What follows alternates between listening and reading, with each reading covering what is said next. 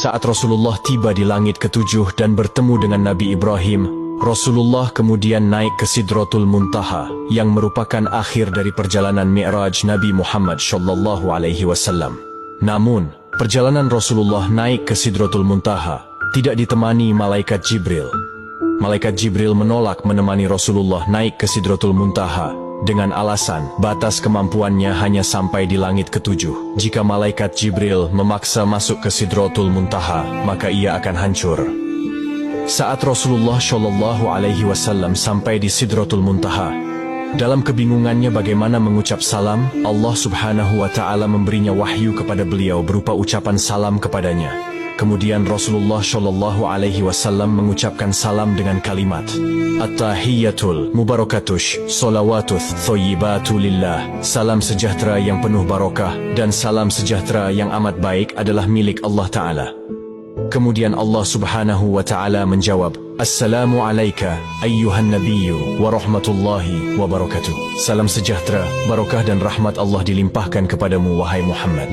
Kemudian Rasulullah SAW berdoa untuk kita, umatnya. Assalamu alayna wa ala ibadillahi sholihin.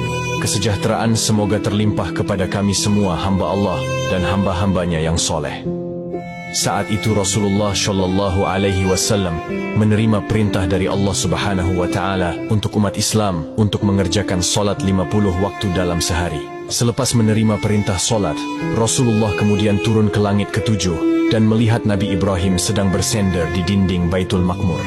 Dilanjutkan turun ke langit ke-6 dan bertemu dengan Nabi Musa alaihissalam. Kemudian Nabi Musa bertanya, Wahai Muhammad, dapat apa engkau dari Allah tadi? Rasulullah menjawab, Aku mendapatkan perintah dari Allah untuk melaksanakan solat 50 waktu dalam sehari.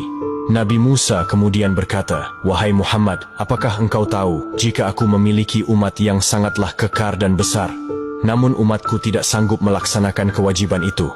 Lalu bagaimana dengan umatmu yang kecil? Kemudian Nabi Musa menyarankan Nabi Muhammad untuk kembali menghadap Allah meminta keringanan. Nabi Muhammad kemudian kembali menghadap Allah dan meminta keringanan atas solat 50 waktu itu. Dalam kembalinya Rasulullah ke Sidratul Muntaha, beliau hanya mendapat pengurangan 5 waktu.